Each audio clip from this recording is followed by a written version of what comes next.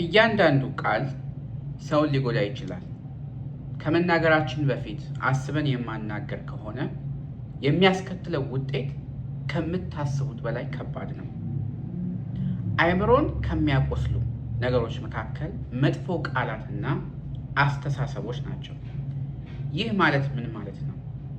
አንድ ሰው ባላሰበው መንገድ ነገሮችን ጠምዝዞ በኔጌቲቭ የሚተረጉመው ከሆነ ለሚሰማው ሰው እጅግ ከባድ ሕመም ሊያስከትል ይችላል።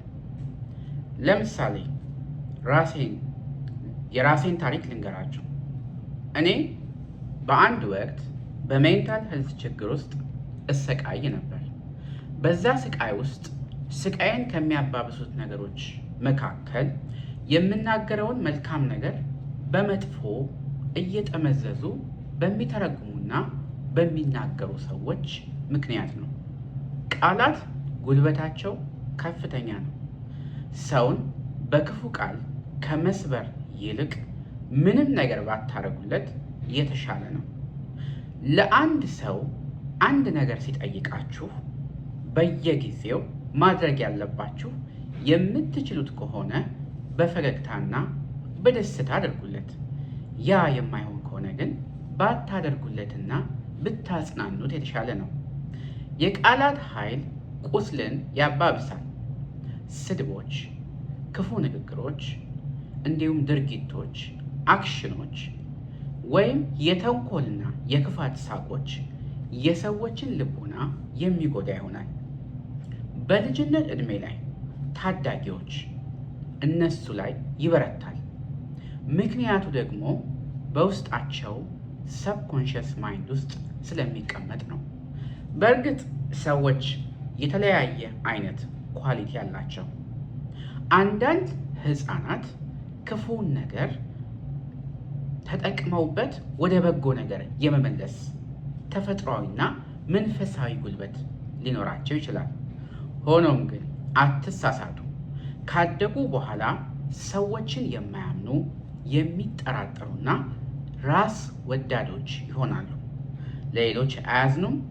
በራሳቸው መንገድ ነገሮችን ማድረግ ብቻ የሚፈልጉና አልረታም የሚሉ ግትሮች ይሆናሉ።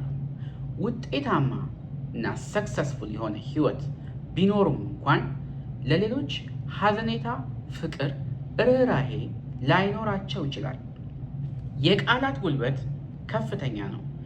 ሌሎች ደግሞ በራሴ ህይወት ስነግራችሁ እጅግ የሚጎዱ፣ የሚያለቅሱ፣ የሚሰበሩና መፈጠራቸውን እስኪጠሉ ድረስ ራሳቸውን ሊጠራጠሩ ይችላሉ።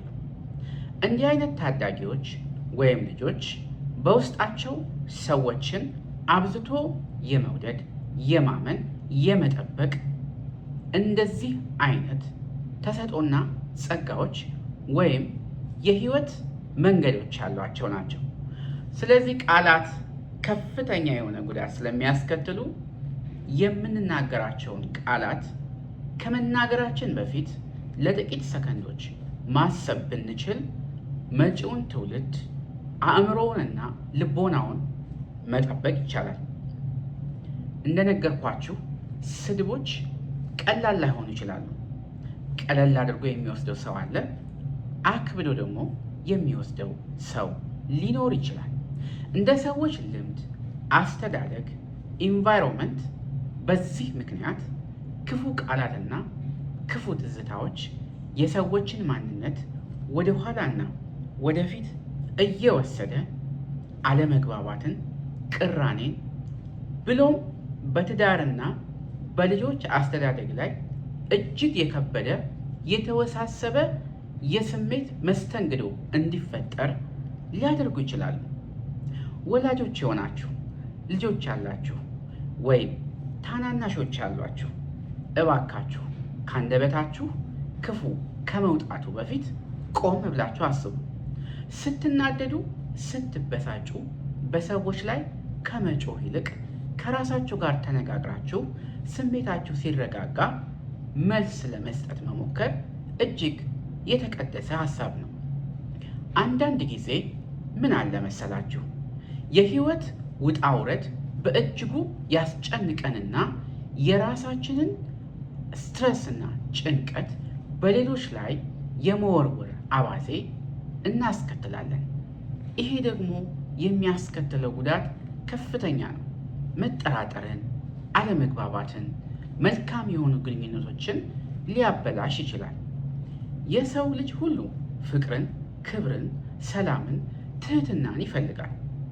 ወላጅ የሆናችሁም ልጆች ወደዚህ ምድር እንዲመጡ የሆነው በኃላፊነት ሰው እንድታረጓቸው ነው እንጂ እናንተ እንደፈለጋችሁ የተሰማችሁን መልካም ያልሆኑ ነገሮች ሁሉ በመወርወር ልቦናቸውንና ሕሊናቸውን እንድታቆስሏቸው አይደለም።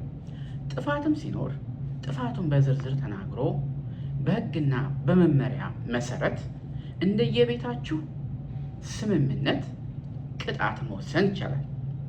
ቃላት ግን ከባድ ናቸው። በተለይ ደግሞ ምን አይነት ቃላት እንደሚጎዱ ታውቃላችሁ? በታዳጊዎች ላይ በልጆች ላይ የሚሰነዘሩ ስብዕናቸውን፣ ማንነታቸውን ያተኮረ ነገር ሲነገር እጅግ ከባድ ነው። ለምሳሌ አንድ የሚያድግል ልጅ እንደማይችል እንደማይፈለግና ጥሩ አቋምና መልክ እንደሌለው የሚነገረው ከሆነ በውስጡ ሊቀመጥ ይችላል። እናንተ እንደ ቀልድ የዘራችሁት ዘር በቅሎ ልጁን የሕይወቱን ዘመን መንገዱን በሙሉ የሚያሰቃየው እሾህ ጋሬጣ እየሆነበት በእጅጉ ሊቸገር ይችላል። ከሰው ጋር መግባባት አይችልም። አብሮ መሆን አይችልም። በራስ መተማመን አይኖረውም። በሚያገኘው ነገር ሁሉ ራሱን ስለሚጠራጠር ሰዎች እንዳይፈልጉት እንቅፋት ይሆንበታል ማለት ነው። እንዲህ አይነት ቃላትን የመምረጥ ነገር በእጅጉ እኛ ያልተማርንና ያላወቅን ቢሆን እንኳን በተረጋጋ መንፈስ ውስጣችንን በማድመጥ ንጹሕ በሆነ ደግነትና ርኅራኄ ብንራመድ እንዲህ አይነት ቀለል ያሉ የሚመስሉ ነገር ግን የሕይወትን ጉዞ የሚያበላሹ ነገሮችን መቀነስ ወይም ማጥፋት እንችላለን ማለት ነው።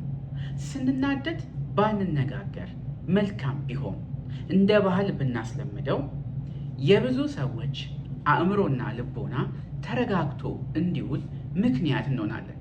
ለሰዎች ማዘን ሳይሆን መደሰት ምክንያት ብንሆን መልካም ነው።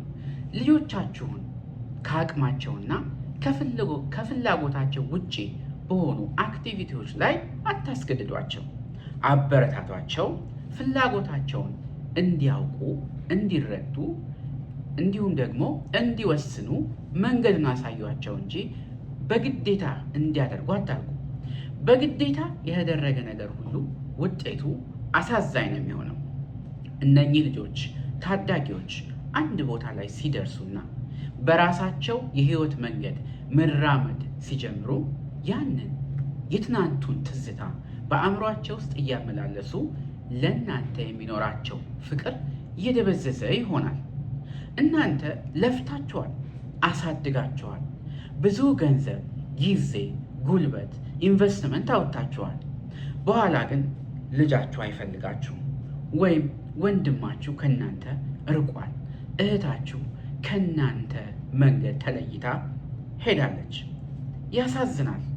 በልጅነት የተፈጠሩ ትዝታዎች ለረጅም ጊዜ ትሪትመንት ካላገኙ ሰዎችን እያሰቃየ ይኖራል። ብዙውን ጊዜ ደግሞ እንዲህ አይነት ልጆች፣ ታዳጊዎች ወይም ሰዎች ማንም እንደማይረዳቸው ስለሚያስቡ ህመማቸውን እፍን አድርገው ይኖራሉ። መልካም የሆኑ አጋጣሚና የህይወት ጎዳናዎችን ቢያገኙ እንኳን አእምሯቸው በቀላሉ ሂል ለማድረግ ይቸገራል። ረዥም ጊዜ ይወስዳል። ዋጋ የሚከፍሉላቸውን መልካም ሰዎች በመፈለግ ብዙ ጊዜና ጉልበት ሊያጠፉ ይችላሉ። ይህ እውነት ነው፣ ተረት አይደለም። በዚህ ዘመን ብዙ ወጣቶች እንዴት እንደሚጨነቁ ግራ እንደሚገባቸው እናውቅ ይሆን?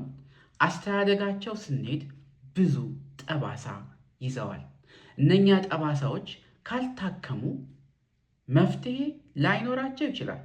ስለዚህ አእምሮ ጤና ላይ ያለንን ግንዛቤ ብናሳድግና ወደ መፍትሄ ብንመጣ የተሻለ ነው።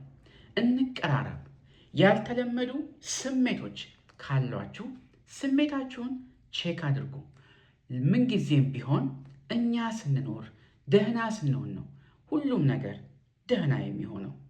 ስለዚህ እባካችሁ ቃላትን በመምረጥ የመጪውን ትውልድ የታዳጊዎች ሕይወት እንዲሁም ደግሞ እየሰሩ ያሉ ጎበዝ ሰዎችን ጉልበት፣ አቅም፣ ፍቅር፣ በረከት እንጠብቅላቸው።